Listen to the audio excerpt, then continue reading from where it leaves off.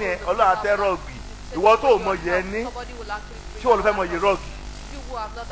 Ọlọ́run ò lè tẹ́ rọ́ọ̀gì kankan fún ẹ. Ìyà bẹ̀rẹ̀ nìyẹn ìyà ó ti rí gbóyin. Ó bẹ̀rẹ̀ ìyà bẹ̀rẹ̀ wàhálà bẹ̀rẹ̀ ebi sórí ibi tẹ pààyàn rí téèyàn lè darúgbó lójijì. Ẹ rírí sórí ibi tẹ ti gbẹ̀yàn pààyàn rí àgbàlagbà ó dẹ̀ máa gbọ̀n. Wọ́n ní kó tu ló mu ebi ló ń pa ọ́. Ṣé o ti rí rí? Wọ́n làwọn ò rí rí. Ok tẹ́bí bá ti ń pa èmi mo máa ń gbọ̀n ni o. Mo máa ń gbọ̀n kíákíá kí igbó jẹ́ ìwà ní ariwo bẹ̀rẹ̀ ẹ̀rọ máa gbọ̀n bẹ́ẹ̀ òtún bẹ́ẹ̀ tó tutù mú. Tẹ́ ẹ̀ bá rí rí èmi ti rí rí ó ṣẹlẹ̀ sí tẹ́bí bá ti ń pa èmi o ara mi á máa gbọ̀n. Máa ranjú máa jọ yẹn ni ó wọ̀n ẹ̀ tó rò jẹ rí. Ó tọ́ èmi ti rí rí o ìyà ò ní jẹ yín ìyà ò ní jẹ yín. Orí ìyá àgbàlagbà yẹn náà ń sìn ìwọ ẹ̀ mi rí kó ṣàbòsí ìwọ ẹ̀ bó kú ń sìn àwọn mi ò lè lówó láti fi sìn mi ò lè lọ́jọ́ múra ni 2 years mo ti múra òkú ìyá yìí 2 years. I'll prepare for this. I'm preparing her for 2 years. Tó nǹkan bá wẹ̀yìn tó ẹ̀pọ̀ kú máa ń wẹ̀yìn ní á ní ha Ọlọ́run jẹ́ ń padà sáyé kó jẹ́ ń lọ padà ṣe ń rì àti wọ́n dẹ̀ ṣe ń rì lọ́rùn jẹ́ ń lọ ṣe ń rì lọ́rùn. Let me go back to Henry so I can go back to join them. Ayẹ wá á ti dùn. It should be worth her while. Àyàfi àwọn mẹ́wàá lè take decision lọ pé well àwọn oníṣọ́ọ̀ṣì táwọn ń gbé lọ o àwọn ò ní dá sí. Tọ́ gbogbo èèyàn ló ní pọ́lísì tiẹ̀. Police Ọlọ́run yàtọ̀ sí police èèyàn àwọn ò ní change wọn a ní bye bye àwọn ò dẹ̀ ní announce àti ẹ̀ ní ṣe kankan rí pé o ní ìwà tó dáa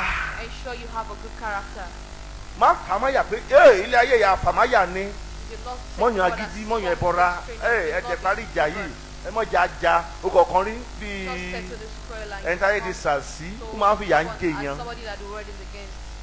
Ọlọ́run á ṣàánú wa. Sórí àwọn kan ti sọdànù nílé ayé rẹ àpèlé wàásù mi nìyẹn nǹkan kan sọdànù ohun tó sọdànù láyé rẹ ẹ̀mí mímọ́ yóò dá padà mo ní ẹ̀mí mímọ́ yóò dá padà yẹn là ń pè ní olóyìnbó ń pè ní recovery stolen vehicle tó bá rí wọn ni wọ́n ṣe kí ni wọ́n recover stolen person àbí wọn kì í stole èèyàn tó bá rí kí náà máa ní wọ́n ṣe ẹ sọ̀rọ̀ òkè ẹ̀gbóyìnbó ẹ̀yìn ìyá mi ẹ má bínú jàre àwọn ìyá mi ò gbóyìnbó mo ti gbàgbé àbẹ̀gbóyìnbó ni inú yá máa dùn wàhálà èmi kan máa fi ń yíyan gan èmi kan gbọ́ àbí tí bá kàn máa jọ àwọn òyìnbó gùzẹ̀gùzẹ̀ fake ni kò correct àdúrà yẹn gbà ohun tó sọnù láyé Olúwa yóò wá rí. Ẹlòmíì ti sọ wà nù ẹlòmíì ti sọ kọ nù ẹlòmíì ti sọ aya nù ẹlòmíì ti sọ nǹkan ìní ẹ̀ nù ẹlòmíì ti sọ láì nù ẹlòmíì ti sọ ayé ẹ̀ nù. Ohun tó ti sọnù yẹn Ọlọ́run abẹ́ wa kan. 2 Corinthians 3:18 ẹni tó ń mọtí. A person who drinks alcohol. Kí ló máa sọ dànù? What will he lose? Á sọ ọpọlọ dànù. He will lose his Á sọ ìwà dànù. He will lose his character. Á sọ ìwà nù. He will lose his character. Torí náà ọtí yẹn tẹ́yìn bá mọtí tán mo lọ́rọ̀ ẹ̀kan tó bá ti mọtí. Because in that alcohol. Tó bá ti mọtí tó bá ti jókòó akọ̀jókòó dẹ̀dẹ̀ báyìí fún wa. Sit and start looking. Kó pé nígbà yẹn akọni gbọ́ o kí ni máa porúkọ yẹn ajá ani. Dog. It tells him.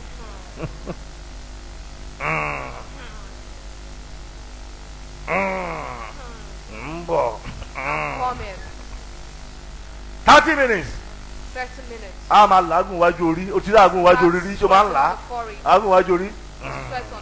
A máa ọlọ́pàá ń sùn ní akọ̀jẹ̀. Ayé ti kó sínú ẹ̀. The word has gone into him. Ayé ti kó sínú ẹ̀ nìyẹn. The word has gone in him at that time. ó ti sọ gbogbo ilé ayé ó ti sọ dànù ọtí ti gbà á. He has lost his life. Alcohol has taken it from him. ìwọ ọ̀mùtí tó wà níbí. You drunk that is here. o ṣe jáwọ́ nínú ìṣe ọ̀mùtí. Why not the sin from alcoholism? ọ̀mùtí a máa mú àgbàná bá ènìyàn. Taking alcohol brings about financial setback. ọ̀mùtí kò ní jẹ́ òun lákòjọ. Drinking alcohol will not let you have savings. pàpẹ́ ẹ màmá ẹ máa complain pé ọmọ mi yóò máa fún mi lówó. Your parents will complain that this child is not giving me money. kí ló fi fà á tó fi fún lówó. What is the cause of that?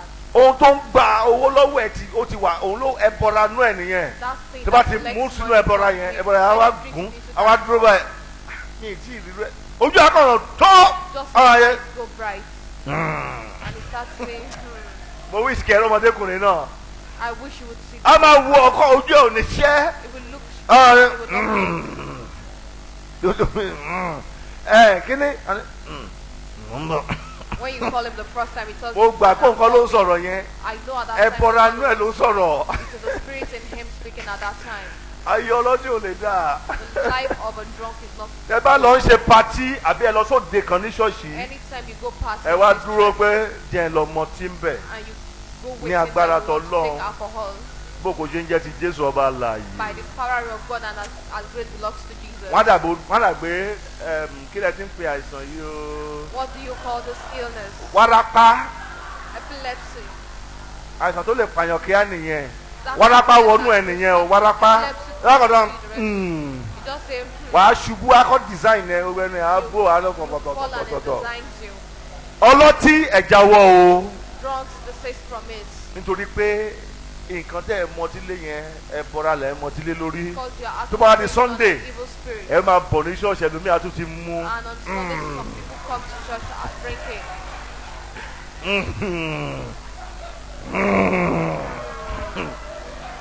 àwọn adúró báyìí àwọn bá ti dúró tán You see àwọn them rẹ̀ stand erect, looking funnily. pé wọ́n wá ní You call them and they say, mò ń bọ̀ I'm coming.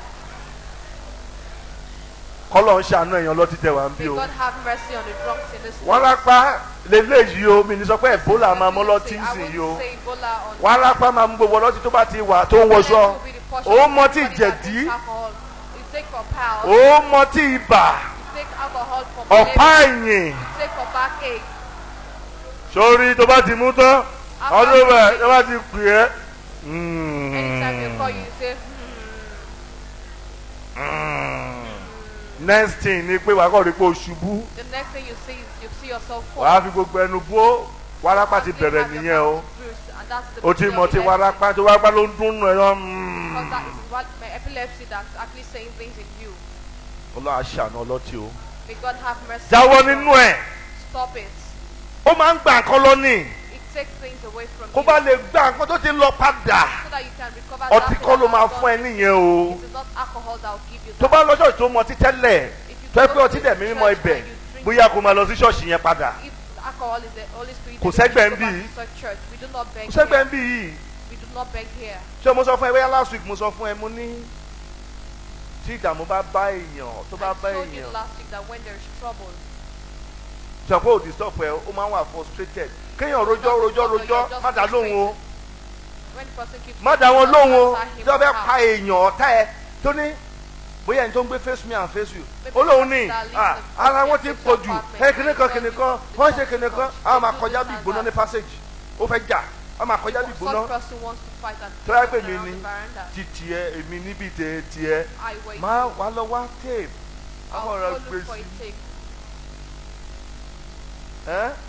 tó bá ti kì í sí báyìí. After slotting it in, ayé lè máa ṣáta ábà Let them sing. wọ́n kàn gbé sí ni wọ́n dẹ̀ máa jẹ́ wọ́n kàn máa jẹ́ just ìlú slot bẹ̀yẹn dẹ̀ it da in. tó bá gbọ́lù yẹn And tó bá gbọ́lù yẹn jó wọ́n kàn rà jókòó ni wọ́n máa mírí You just sit and nod tó your bá ti head. lọ òun ló máa rẹ̀ frustration ni o At the point it gets tired and it gets fún ọ̀tá ẹ̀ ní frustration kan just give your kọ́ bọ́ ṣe é kind pọ̀tà of ní frustration bí ọ̀tá pariwo when the enemy tó sòyìnbó is ìwọ kọ́ ló ń jẹ́ bẹ́ẹ̀. here and there, it is not you who is tó bá yẹ kó wá nígbà tí mo jẹ́ kó rẹ́ èsì sínú yàrá akọ̀rọ̀ apá Either you buy wíńdò an dé AC in your room, wàá tán èsì you shut the akọ window gbé and sí you put on the AC. gbẹngbẹngbẹngbẹngbẹngbẹ And you slot in the wọn lè máa clear. pẹ̀gùn àmà let them say èmi ti gbóhùn olúwa torí pé Bàbá arákùnrin o ìdílé ní ọba àjàrà olúwa rẹ̀ kò sì máa kọrin. àná máa kọrin lọ́dì ẹni Just keep singing. frustration máa pa Frustration will kill such person. ẹni bá lò máa ní ẹ lára tó o bá fún ní reply ni o má fún ní reply o frustration yóò bá àwọn ọ̀tá tó ní ẹ lára. Àmì Jésù. mi ìmọ̀ bóyá ọ̀tá ẹ̀ kan wà bí. I do not know if an enemy of yours o is mọ. here. You do not know either.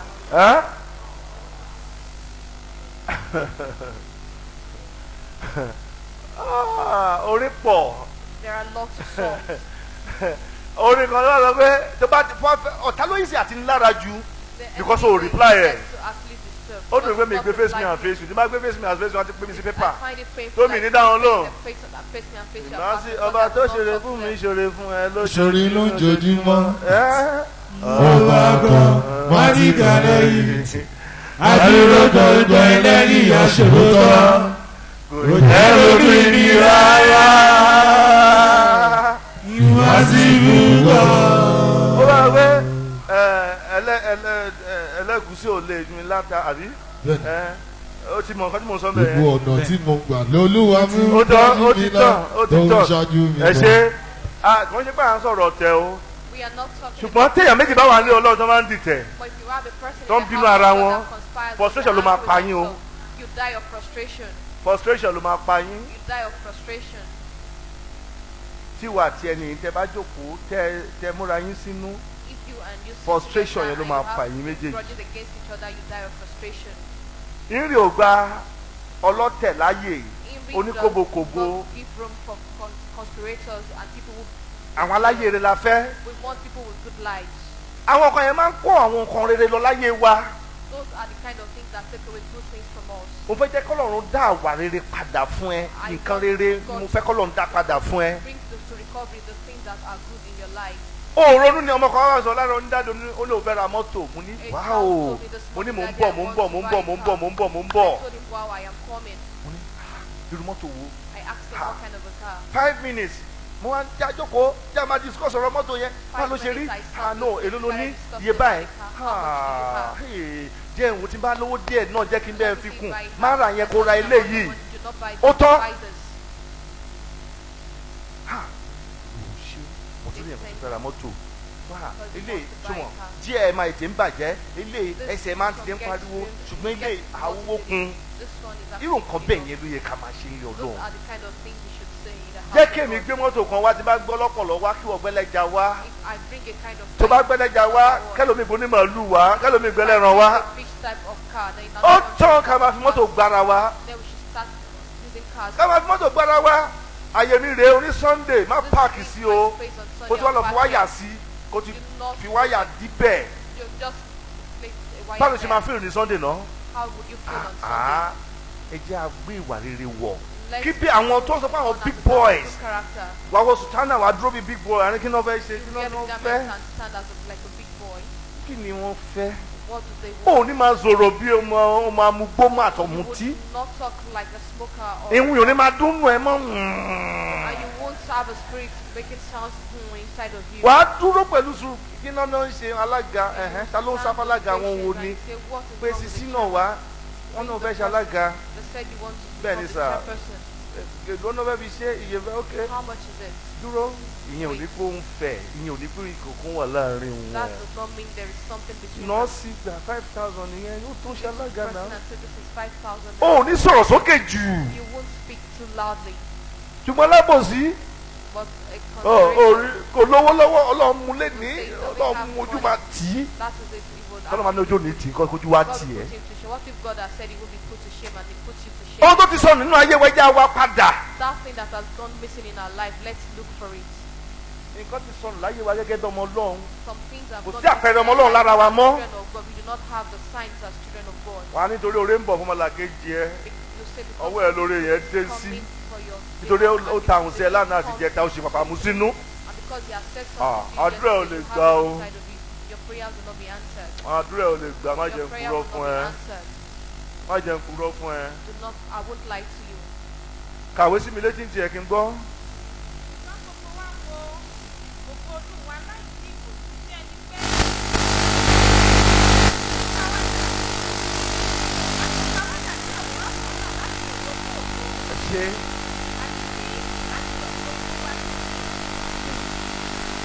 Ẹ ṣeun. O gbọ́dọ̀ mọ́ra rẹ. Àwọn nǹkan tí ò dáa tó lè mú gbọ́ Ọlọ́run yọ láyé rẹ. Ẹni tó mọtímọtí, àbẹ̀ni tó ń gbàyàwó níyàwó, àbẹ̀ni tó ń lu jìbìtì ṣògo Olúwa lè yọ lára rẹ̀. Kò lè yọ. Gbé ìwà tó dáa wọ̀. Àwọn ìwà tó ti sọnù. Kánù má ṣe mọ́.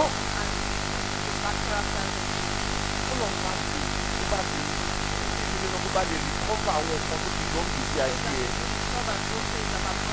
Tó o bá mọtí mọ́, àwẹ̀ á máa yí á máa dán. Lọ́jọ́ pé ògbéyàn sínú báwo ni wáyé fẹ́ dán? Àwẹ̀ ò lè dán náà. Àwẹ̀ ò lè dán.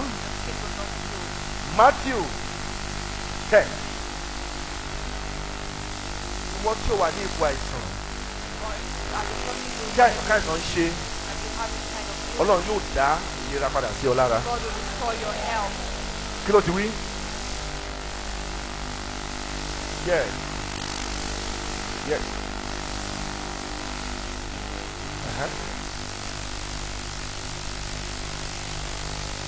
Ṣé láti ṣe ìwòsàn? Láti dá àlàáfíà padà. Nǹkan tó wá lọ sí ṣọ́ọ̀ṣì nìyẹn o. Ìwòsàn. Ẹni tó wá wá ìwòsàn wá. Tó wá bẹ̀rẹ̀ àbòsí. Kí la fẹ́ sọ nípa ẹ̀? Kí la fẹ́ sọ nípa ẹ̀? Gbogbo wọn tó wà ní òkú àìsàn. Ọlọ́run yóò fún ọ ní àlàáfíà. Jeremiah 1:19. A lọ sí church lórí ọ̀tá. Láti lè rí ìṣẹ́gun lórí àwọn ọ̀tá wa. Jeremiah 1:19.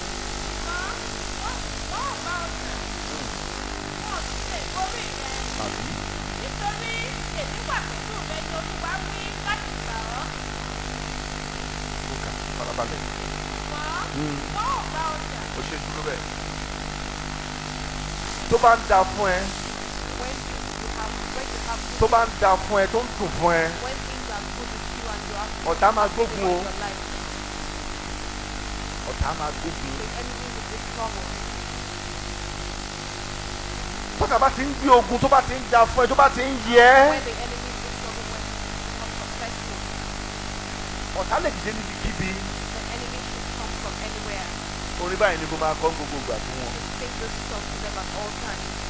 Àbí orin báyìí fẹ́ kó fi máa tú rẹ nínú lórí ẹ̀ kó lè máa ṣọ́ra. Báyé bá yẹ ni ká máa ṣọ́ra. Ìgbà bá yẹ ènìyàn ká ṣe pẹ̀lẹ́ o. Ayé ò fẹ́ ká máa níláárí. Ènìyàn ò fẹ́ ká máa yọ̀ ayọ̀jú.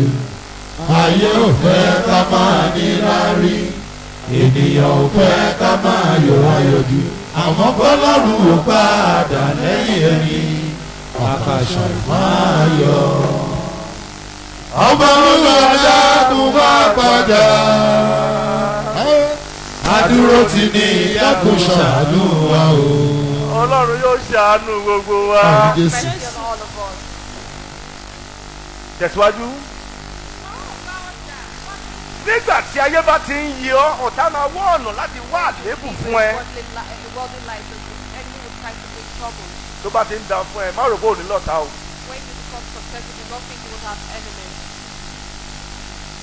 Ó fi ìfihàn sọ̀rọ̀. Sórí ìlú kan máa ń lù yìí. Àwọn tó ń lu gángan yẹn. Àdá àwọn bàbá tó máa ń ṣe.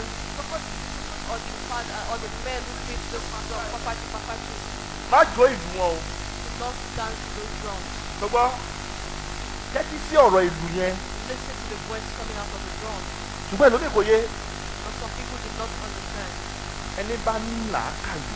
only a wise person kì í jó sí will not stand strong. ìtumọ̀ èyí afọ̀mọ́lá máa ń mi rí báyìí ọkọ̀ The meaning of kí ni God yẹn máa just ajẹ́ not òdìjú báyìí tó bá yàn tó ń mirí tó ń mi gbogbo ara tí ó bá ń gbọ́ ìlú his head and putting on his body òye when he puts his drum in the nígbà àwọn yẹn tó òye people who do not á understand. máa pariwo níjẹ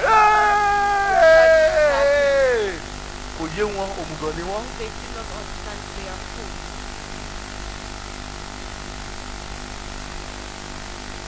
mo fi olúwa bẹ̀ wá.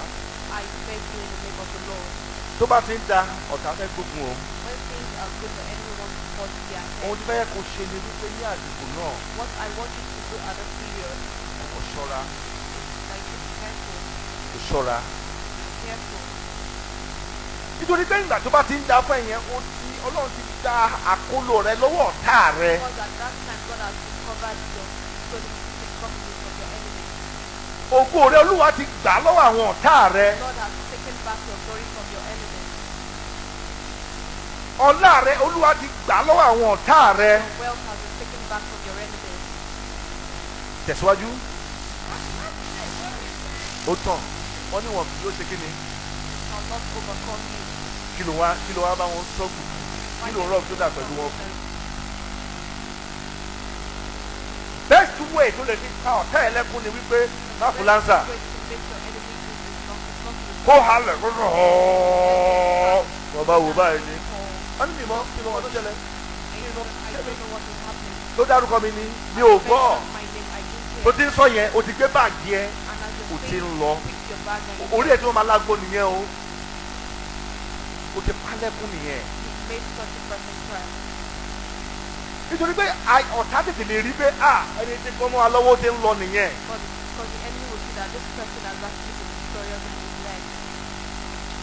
ó gbọ́ mọ́ta lọ́wọ́.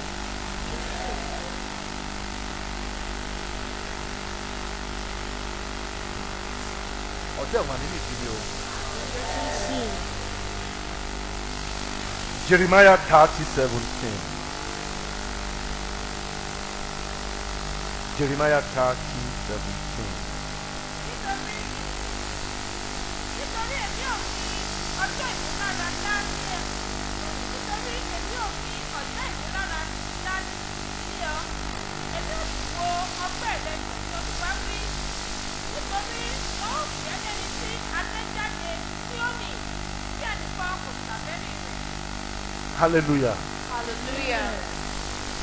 Gbogbo wọn tó wà nínú àìsàn. Every one of you who is Olúwa ní pé ọ̀já ìmúláradá òun yóò fi lé ọ lọ́wọ́. Wá wo àìsàn wo ló lè máa ṣe ẹ́. What kind of illness do you have?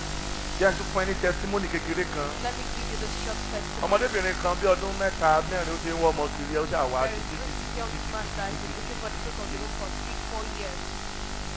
ìbéèrè ni wípé ṣé ẹ ó jà fún lọ́mọ The question I asked was, would you please give her a child? torí kò yé mi. Because I do not understand. Nígbà tá a wò ó títí ìfaradà. After some time and Orí wa kan tó sọ wípé I know there is one of our songs that says, ìgbàgbọ́ àdúrà sùúrù. Lọ́la òjà tàbí wọn. Àdúrà prayers, sùúrù. patience, Àdúrà àti sùúrù.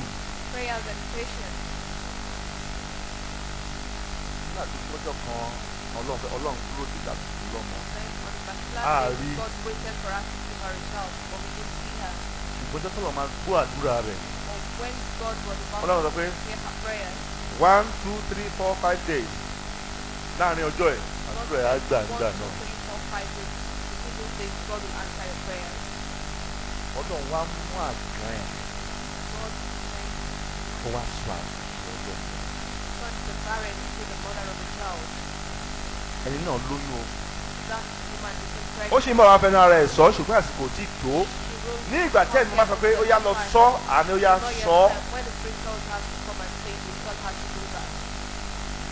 Ìwọ tó ayé rò fún àwọn ti gbọ́ ọmọ ẹ lára. You that the word you did take. Sọ̀rọ̀ pé ò ní bímọ nílé ayé. You won't have a child. Ọlọ́run tó dá ìgbà padà fárábìnrin yìí tí ọ̀lẹ ọmọ sọ nínú rẹ̀ kí ọdún yìí tó parí ọ̀lẹ ọmọ á sọ nínú ìwọ náà.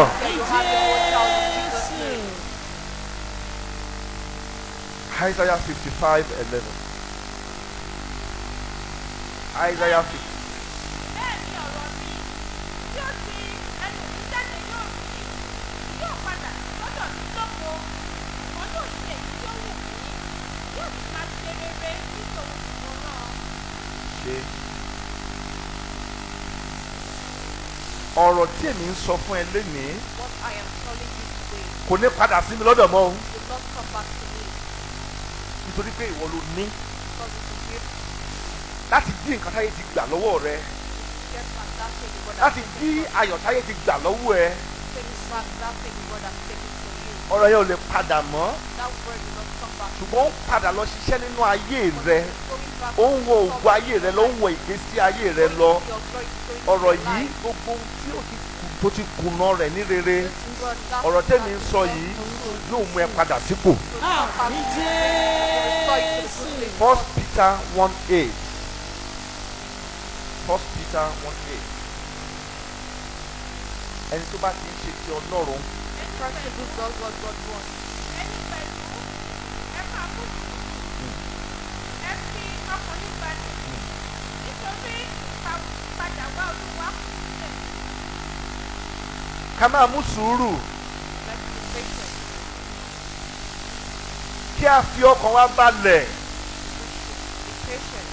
Àwọn nǹkan tó rò pé ó ti lọ nílé ayé rẹ Those yìí things you think they are gone in your life ó padà bọ̀ are coming back. ní ìlọ́po ìlọ́po. Lost in many Jésù. folds. Ọ̀rọ̀ mi ò yé yín o, You do not understand me. bóyá wọ́n ní ò lórí ọkọ, sọ fún wọn pé ìwọ lórí ọkọ o. Say you are unable to have a husband, tell them you will have a husband. Àwọn kan sọ pé àgbàná ń bá wọn jà. Some people will tell us they have Kí ló ń pè lágbàná? money problem. What is that? Òsì nǹkan tó ń jágbàná. There is Jókòó something called darkness. tó bá ti ṣàṣejù When wàá ṣe kọjá àyè rẹ. you do things that are beyond you. Wàá ṣe kọjá àyè ẹ̀.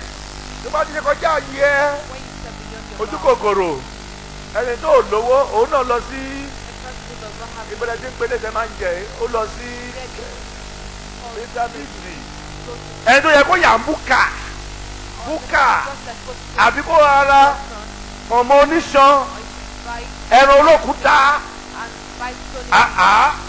kó rẹ̀ ẹ̀bá 50 naira àbí ẹ̀bá 50 naira mẹ́rin tó lé tó kó pọ̀. Òun náà wá lọ sí Mr Biggs ó lọ oúnjẹ meat pie oúnjẹ chicken àgbàná dé kò sẹ́ni tó ń ṣe ẹ́ o ìwọ ló ń ṣe rẹ̀. Bẹ́sẹ̀ pé àwọn èèyàn láìkí lọ́wọ́ ní no èèyàn kan ló wá da nǹkan sí ṣọ́ọ̀bù ẹ̀ ló jẹ́ ó tà irọ́ ló pa.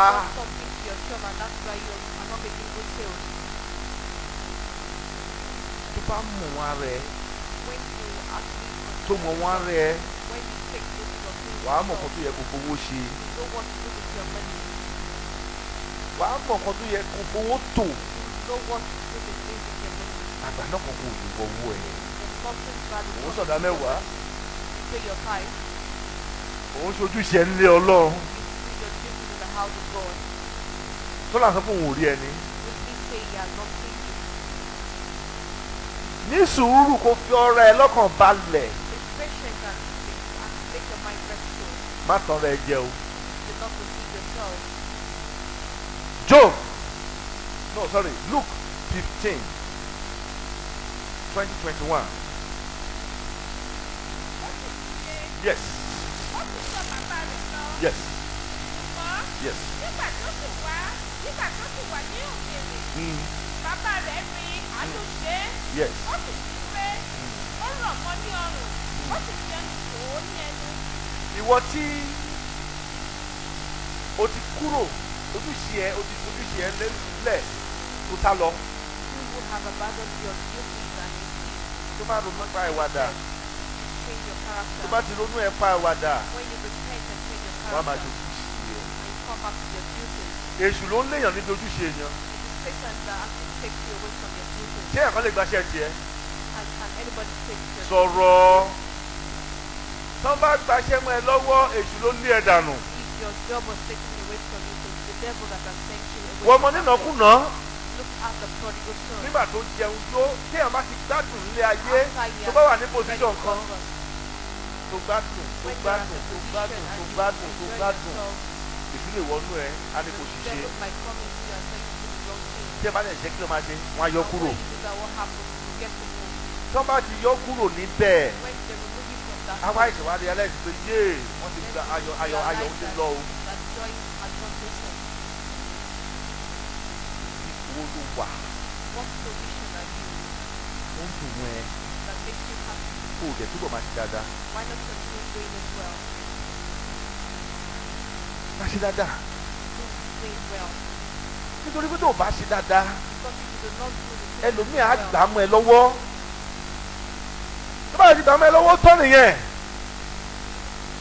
ọmọ nínàkú yẹn ó sọ wípé èmi ó dìde èmi ó sì tán wá bá mi lọ èmi ó sì wí pé bàbá mo ti dẹ́ṣẹ̀ sí ẹ lọ́run àti ní ayé yìí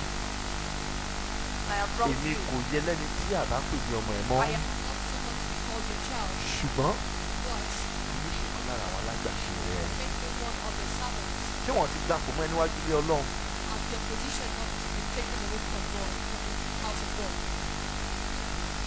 ṣé wọ́n ti gbà yẹ níwájú Ọlọ́run.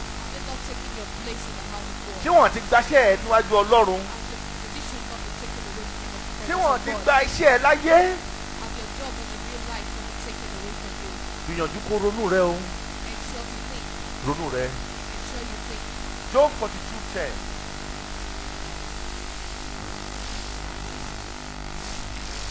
Job 42:10. Olúwa sì yí òun Jóòbù padà. Yes. Nígbà tí ó gbà àdúrà fún àwọn ọ̀rẹ́ rẹ̀. Olúwa sì sí ohun gbogbo tí Jóòbù ní rí ní ìgbésókè. Nígbà tí gbogbo nǹkan ti lọ fún Jóòbù. When everything went away from Job. Ilé ló kọ́ bóyá wọ́n gbalé ẹ. He give you the house that it was taken from you and your parcel of land. Ọlọ́run á dá gbogbo ẹ̀ padà nílọ́po ìlọ́po. God will restore it in many folds.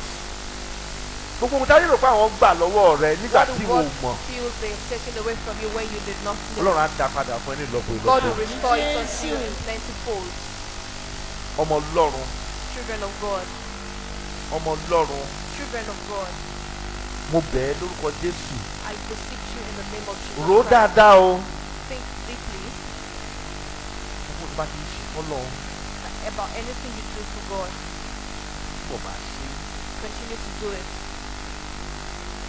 Àwọn nǹkan èrè máa jáde níbẹ̀. The word will come out of such things. Gbàwẹ̀ gbàdúrà láti fi gba nǹkan tó ti lọ. Pray and fast to restore that thing that was Arábìnrin kan fẹ́ lọ gba visa rẹ̀ last week. A particular woman was going to get a visa. No, ó fẹ́ gba visa yẹn ní August. She was supposed to get it in August.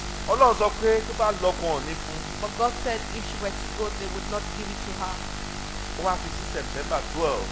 Then it was shifted to September 12. Nígbà tó fẹ́ lọ.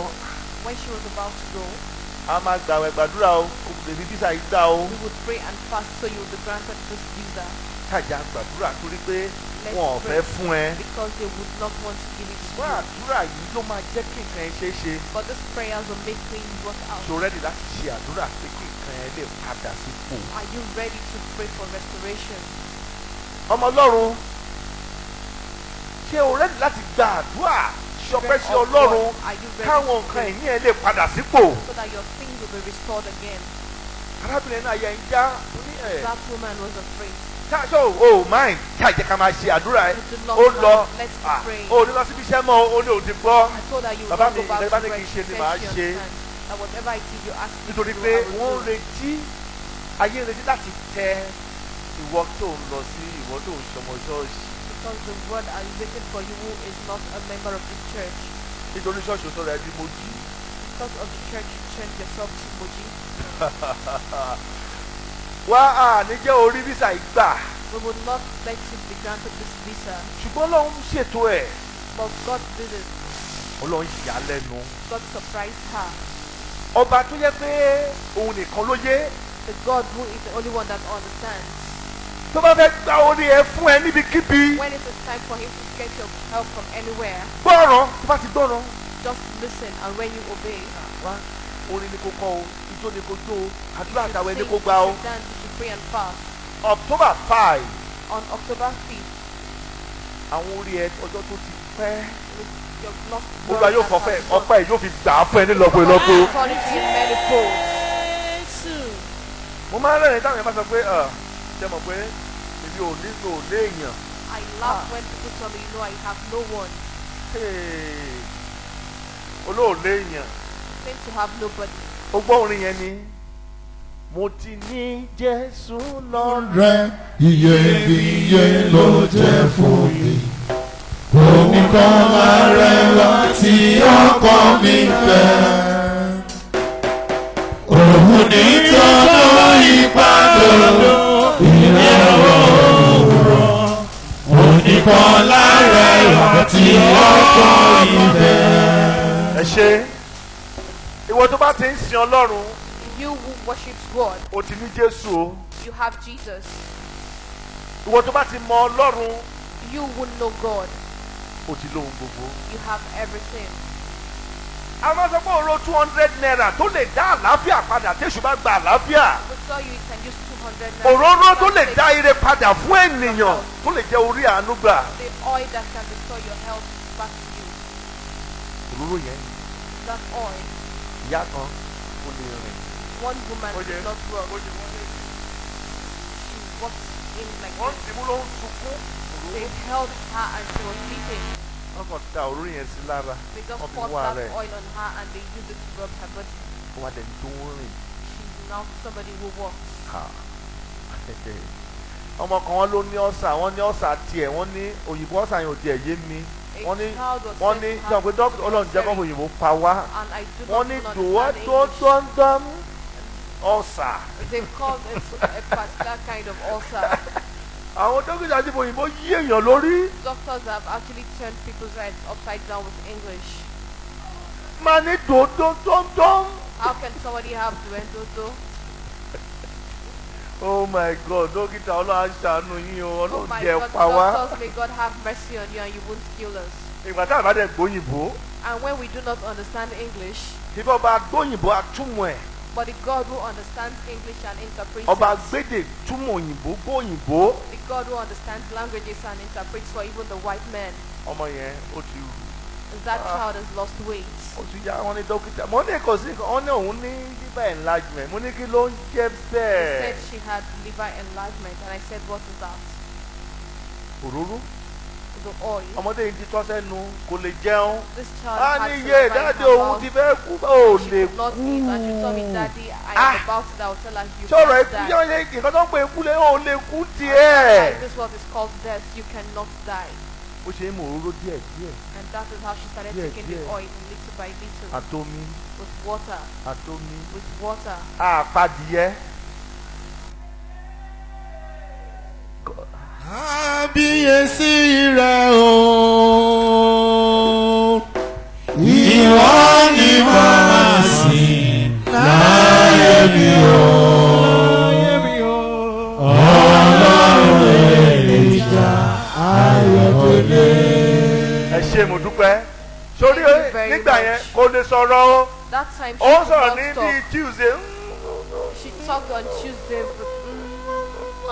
Mo ní asínlélẹ̀ ìtàtúgbé I wá said yóò wọn this is asínlé a mo ní Ọlọ́run ṣàánú wa o. Said God have mercy on us. bẹ́ẹ̀ tí ò ní liver enlargement tó sọ yìí o èmi ò But tẹ̀ you do gbóyìnbó not ẹ̀ have rí this liver Ọlọ́run ò dẹ̀ mọ enlargement òyìnbó you yẹn need to have. cancel yẹn And I have not heard that English before, so bẹ́ẹ̀ tí cancel it. àgbàlagbà kéèyàn fẹ́ jẹun kó dẹ̀ máa sunkún. You can imagine an adult ẹni tó lè trying mí to eat and is tó máa mí weeping. kan pìm bí tèmi báyìí Person who ojú mi tí mo ti jẹun rí ọwọ́ méjèèjì ní fi ń jẹun. Have you seen me eat before? I eat with mi both ló ṣí bí hands. jẹun I máa do jẹ not báyìí eat ojú rẹ̀ á with máa both. ràn. And my eyes is enlarged.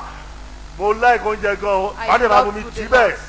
wọ́n máa bomi tì And í. I step it down with water. wọ́n á wò pé ọmọdébìnrin yìí ò wá lè And I jẹun. said, this young woman cannot eat. àìsàn tá a gbóúnjẹ lẹ́nu wa Ọlọ́run ní jẹ́ àárí. Àmì Jésù. Jésù. àmì yẹn kéré ẹ̀ mọ That ẹ̀ mọ amen di àdúrà. is small. Àmì Jésù. bí àìsàn bá gbóúnjẹ lọ́wọ́ èèyàn ti ń kú half dead nìyẹn. When illness takes food away from you, you are half dead. Ọlọ́run fi òróró àti omi ó fi dá ogun padà sí ara ẹ̀.